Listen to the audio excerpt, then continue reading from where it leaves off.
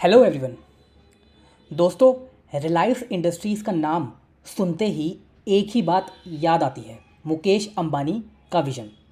उन्होंने 2022 में एक बोल्ड स्टेटमेंट दिया था कि एबिटा को 2027 तक डबल करना है।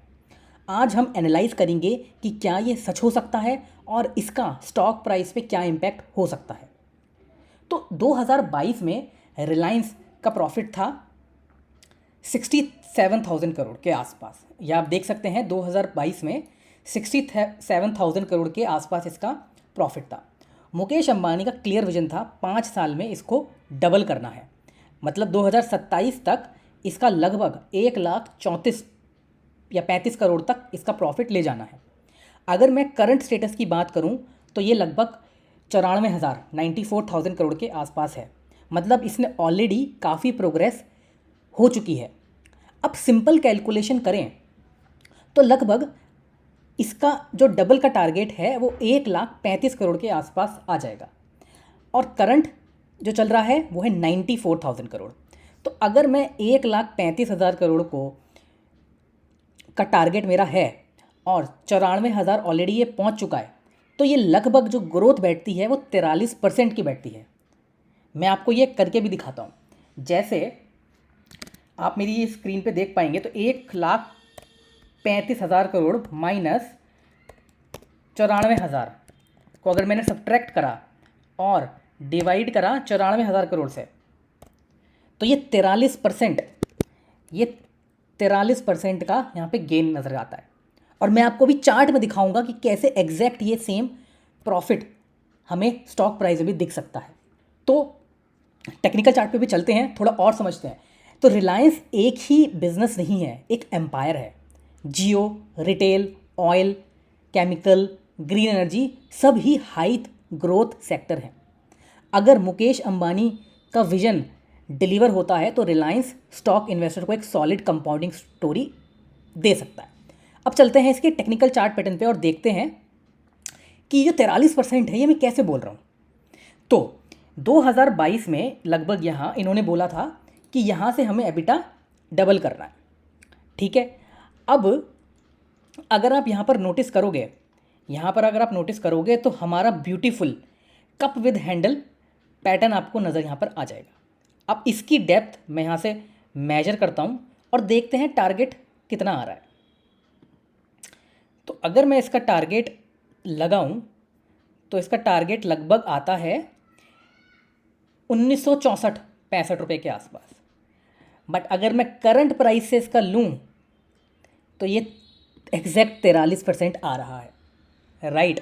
तो जो हमने 43% उस समय देखा था और जो अब 43% का प्रॉफिट देख रहे हैं वो यहाँ पर नज़र आ रहा है।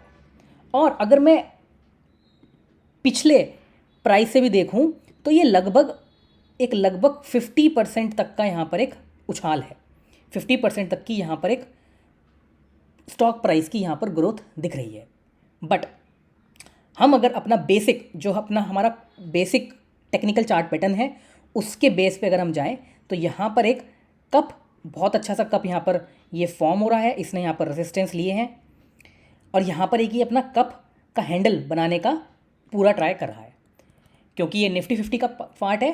तो अगर निफ्टी ऊपर जाएगी और ये भी ऊपर जाएगा तो निफ्टी ऊपर जाएगी। और जैसा कि हमने प्रीवियस वीडियो में डिस्कस करा था कि निफ्टी का टारगेट 30,000 है, उसका लिंक मैं आई बटन में दे दूंगा, आप जाके उसको वीडियो को वॉच कर सकते हो।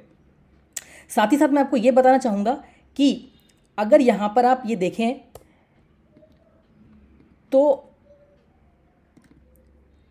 यहाँ पर बार बार आके ये एक रेंज में इस समय फंसा हुआ है। जैसे ही ये इस रेंज के ऊपर जाएगा, मुझे ऐसा लगता है यहाँ पर एक अगर ग्रीन कैंडल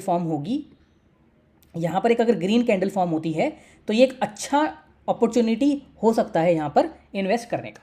बाकी फाइनल डिसीजन आपका ही है, क्योंकि लॉस भी आपका है, प्रॉफिट भी आपका ही है। और ये जो सब वीडियोस हैं मैं एजुकेशन पर्पज़ के लिए ही आप लोगों के लिए बनाता हूँ। बट दोस्तों, यहाँ आप याद रखिए कि विजन और एग्जीक्यूशन में डिफरेंस होता है।